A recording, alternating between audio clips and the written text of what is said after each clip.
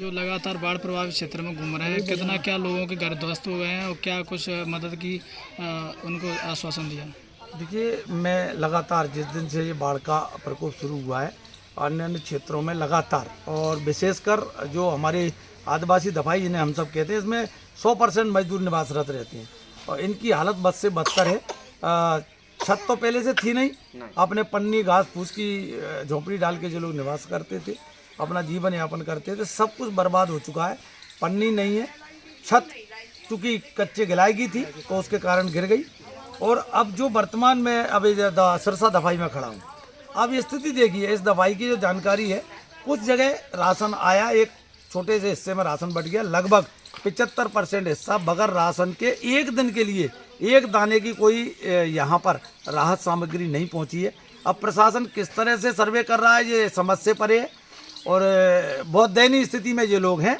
कई माता बहनें मेरे गले से लग के रोती बिलखती देखी गई।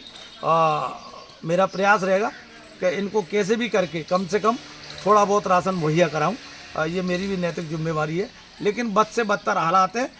एक और बहुत बुरी परिस्थिति ये है कि जिस गांव में हम जा रहे हैं, अब पता नहीं शासन हर किसान से हर फसल पे बीमा राशि काटता है, वैसे ही कट जाती है उसकी बीमा राशि, उसे पता ही नहीं चलता। लेकिन 1 रुपये का मुआवजा राशि कहीं देने की कोई संभावना दिख नहीं रही है। हजारों बीघा धान खत्म हो चुकी। भूस के कूप जिन्हें कहते हैं, जिन्हें साल भर पशु के लिए अपन जिससे पशु को खिलाते हैं, तो सारे कूप खत्म हो चुके हैं। आप उसका सर्वे नहीं कर रहे। घर में जो अनाज रखा था वो खत्म हो गया, आप उसका सर्वे नहीं कर रहे। आप मकान गिर गया, आप कह रहे हो कि इसमें कोई दवा नहीं है, आप कह रहे हो ये पूरी इसमें रहते नहीं थे। अरे वही झोंपड़ी है उनकी, वही चूल्हा है, वही चकिया है, वही रहने वाला है उसी में, तो अब उसी को नहीं लिखोगे तो आखिरकार इन गरीबों को राहत किस तरह होगी? मेरी शासन से मांग है, एक तो जितनी भी दफाई हैं, विशेषकर एक अभियान चला है शासन कि जहाँ जहाँ दफाइयों में 1 पैसे की मदद राशन के नाम पर अभी तक नहीं पहुँची है, वहाँ तत्काल ये व्यवस्था की जाए और बगैर किसी भेदभाव के। इसमें आईडी में नाम नहीं है, ये नहीं है। अरे भाई, किसी का अगर आईडी में नाम नहीं है, वो परिवार तो है, उस पर आधार कार्ड तो है, उस पर वोटर कार्ड तो है।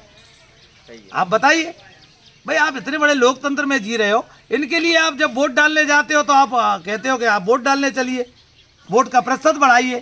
तो अगर उनका कोई आईडी किसी कारण छूट गई है, नहीं बन पाई, तो वो आम नागरिक तो हैं, इंसान तो हैं, भूखों तो मर रहे हैं ना। तो इनकी चिंता इस सरकार को करना चाहिए। मैं विशेषकर अधिकारियों से निवेदन करूंगा, आग्रह करूंगा कि अपनी सर्वे टीम को बोलो किसी भी परिवार को न छोड़े, क्योंकि बेचारा कोई धनवान व्यक्ति थोड़ी कह रहा है कि मदद कर दो, ये गरीब ही लोग हैं। इनके लिए तो और किसके लिए सरकार होती है भाई? सरकार अगर इनकी चिंता नहीं करेगी तो कौन करेगा? आपके द्वारा क्या क्या प्रयास किए जाएंगे? नहीं, मैं खुद की निधि से भी जो मेरे पे संभावना बनती है, जहाँ जहाँ मैं जाता हूँ, अपनी निधि से भी इन सबको आर्थिक मदद पहुँचाऊँगा और जहाँ जहाँ मुझे लग रहा है कि इन पर राशन नहीं पहुँचा, वहाँ राशन पहुँचाने की व्यवस्था मैं करूँगा।